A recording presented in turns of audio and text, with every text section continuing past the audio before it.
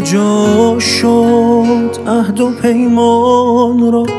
چه کردی چه کردی امانت‌های چون جان را؟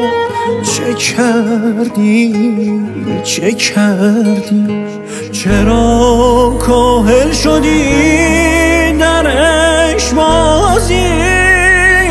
سبک روی مرغان را چه کردی چه کردی؟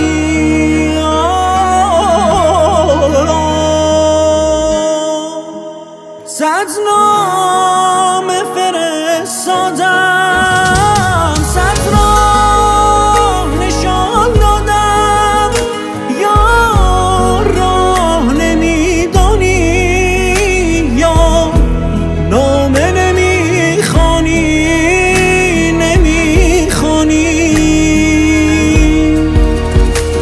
صد نامه فرستادم، صد راه نشان دادم، یا راه نمیدانی یا نامه نمیخوانی نمیخوانی.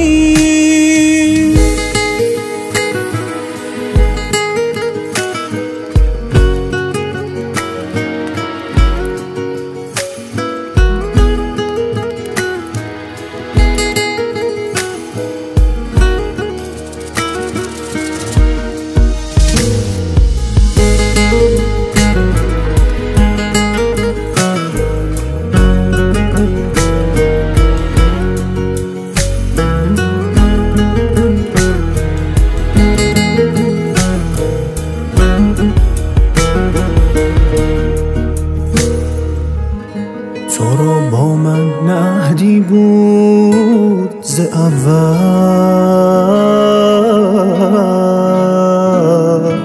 بیا بنشین بگو آن را چه کردی چه کردی؟ چنان ابری به پیش ما چه بستی چه بستی، چنان خورشید خندان را چه کردی؟